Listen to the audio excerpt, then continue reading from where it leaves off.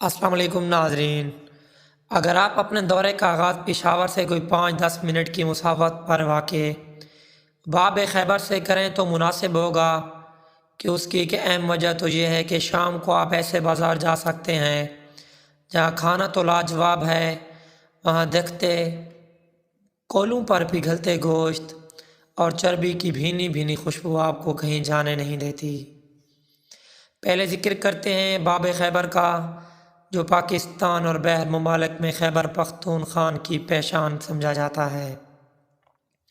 ماضی میں درہ خیبر کا نام سے مشہور ضلع خیبر میں جمرود کے مقام پر واقع باب خیبر کی ایک ایسی علامت ہے جسے دیکھ کر آپ کو ایسا لگے گا کہ جیسے آپ نے اس شہرا کے مصغر کر دیا، جو پاکستان کو افغانستان سے ملاتی ہے اور جس راستے سے ماضی میں حملہ آور حکمران گزر کر آتے تھے۔ یہ باب خیبر 1963 میں تعمیر کیا گیا تھا اور ان پر تمام حملہ آور اور حکمرانوں کے نام تحریر کیے گئے ہیں۔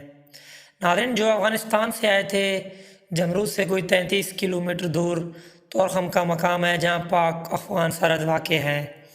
اس مقام پر پہنچ کر جب آپ باب خیبر دیکھ لیا تو سمجھے آپ نے ضلع خیبر کا بڑا حصہ دیکھ لیا۔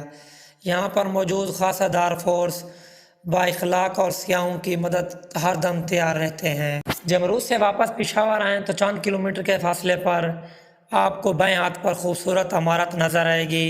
یہ شاندار تعلیمی درسگاہ اسلامیہ کالج یونیورسٹی کی عالی شان عمارت ہے۔ جمرود روڈ پر عمارت کا نظارہ ایسے ہے جیسے آپ 1000 پرانے سال کا رنگین نوٹ دیکھ رہے ہوں۔ جی ہاں، 1000 روپے کا نوٹ نیلا ہے جس پر اسلامیہ کالج کی عمارات کی تصویر ہے، لیکن اسلامیہ کالج کی عمارات سرخ اینٹوں سے تعمیر کی گئی ہے اور عمارات کے اندر سامنے وسیع و عریض سرسبز میدان اور اونچے درخت ہیں۔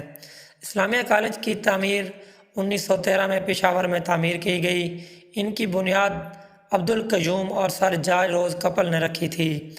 اس درسگاہ کی تعمیر علی گڑھ سے متاثر ہو کر رکھی گئی تھی۔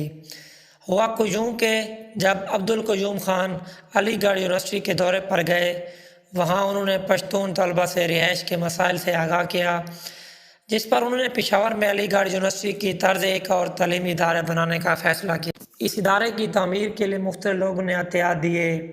ان میں بی بی گل نامی ایک بیوہ اپنے سارے زیورات عطیہ کر دیے تھے۔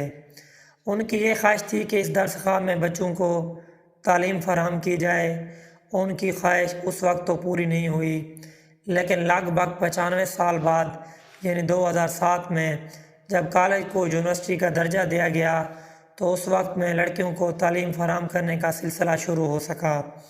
اسلامیہ کالج کے بڑے ہال کلاس روم بھی باقاعدہ ایک طریقے سے تعمیر کیے گئے ہیں۔ ان عمارات میں چھتوں کی اونچائی اتنی ہے کہ گرمیوں میں سرد اور سردیوں میں گرم رہتے ہیں۔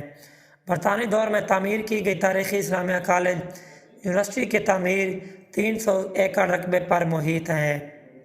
یہ عمارت مشرقی اور مغربی تعمیراتی آرٹ کا ایک شاندار نمونہ ہے۔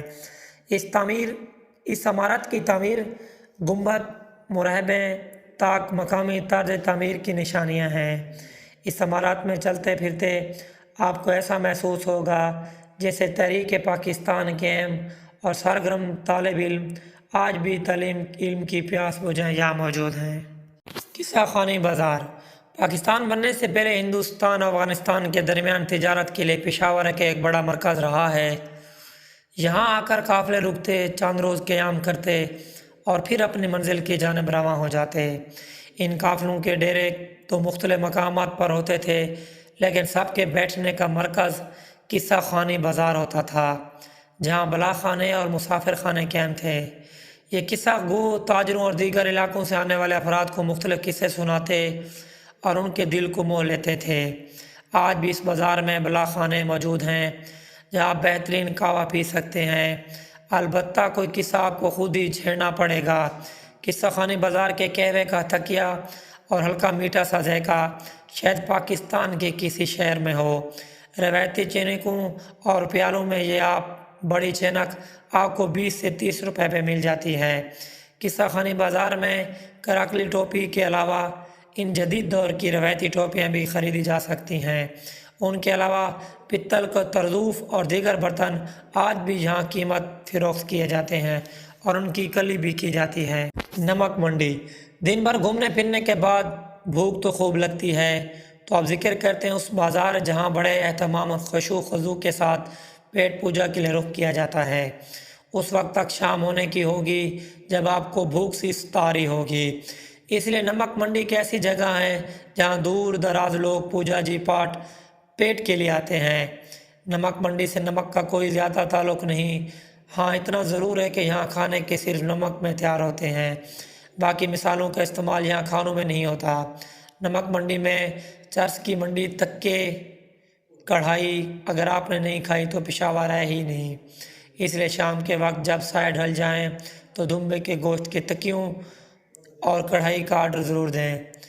گوشت آپ کو اپنی پسند کا بتائیں، اگر آپ 2 لوگ ہیں تو یہاں 2 کلو خشک ٹکا آپ کو آسانی سے کھا سکتے ہیں۔ اس کے بعد کہوا پینے سب کچھ ہضم ہو جائے گا، آپ خوشی خضوع واپس اسلام آباد روانہ ہو سکتے ہیں۔